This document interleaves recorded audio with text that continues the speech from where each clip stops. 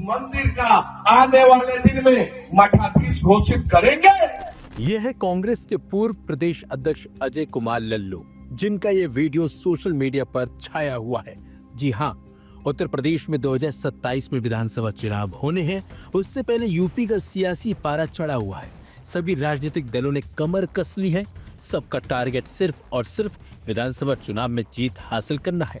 इसी कड़ी में अजय कुमार लल्लू ने योगी आदित्यनाथ को चैलेंज करते हुए एक ऐसा बयान दिया जिससे एक बार फिर सियासत गर्मा गई है।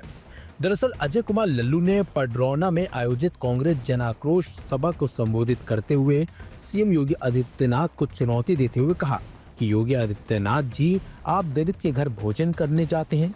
आप कहते हैं सारे हिंदू एक हैं, हम भी मानते हैं कि सारे हिंदू एक हैं। आप कहते हैं मुसलमानों से खतरा है। आप लगातार धर्म की चाशनी में नौजवानों को भटकाते हैं, गुमराह करते हैं। मेरा आपसे एक सवाल है कि आपको गोरखपुर की पीठाधीश्वर अवैधनाथ जी ने बना दिया क्योंकि आप उनके मामा के लड़के हैं, इसलिए आप उनके भतीजे लगेंगे, इसलिए आपको पीठाधीश्वर बना दिया गया। क्या योगी आदित्यनाथ जी किसी ब्राह्मण को, किसी दलित को, पिछड़े को उस मंदिर का आने वाले दिनों में मठाधीश घोषित करेंगे? आप दलित के घर में भोजन करने भी जाते हैं, आप कहते हैं सारे हिंदू एक है, हम भी मानते हैं सारे हिंदू एक है। आप कहते हैं मुसलमानों से खतरा है। आप लगातार धर्म की चाशनी में नौजवानों को भटकाते हैं, गुमराह करते हैं। मेरा आपसे सिर्फ सवाल है, आपको तो पीठ का पीठाधीश्वर अवैधनाथ जी ने बना दिया क्योंकि आप उनके मामा के लड़के हैं, इसलिए आप उनके भतीजे लगेंगे, इसलिए आपको पीठ का पीठाधीश्वर बना दिया। क्या योगी आदित्यनाथ जी आप किसी ब्राह्मण को, किसी दलित को, किसी पिछड़े को उस मंदिर का आने वाले दिन में मठाधीश घोषित करेंगे? नहीं कर पाएंगे। मेरा सवाल है आपसे, 30,000 करोड़ से अधिक की संपत्ति गोरखनाथ पीठ में है।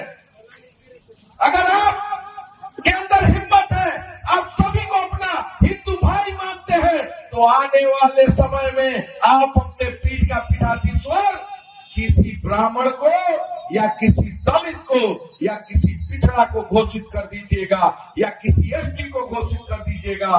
मैं मान जाऊंगा आप हिंदू हृदय सम्राट हैं।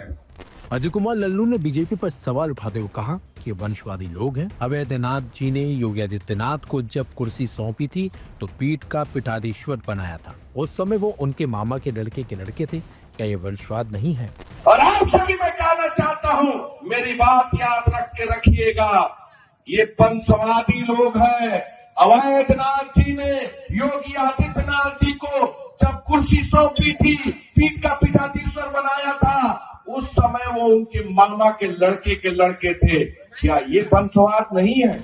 अजय कुमार लल्लू ने सीएम योगी आदित्यनाथ से ये मांग करके एक बड़ा सियासी खेला कर दिया है। फिलहाल देखना होगा कि सीएम साहब की तरफ से इस पर कोई बयान आता है या फिर नहीं। लेकिन जिस तरीके से 2027 के विधानसभा चुनाव से पहले कांग्रेस ने जिस तरीके से ये सियासी खेल किया है, वो कहीं ना कहीं चुनावी माहौल में एक बड़ा मुद्दा भी बन सकता है।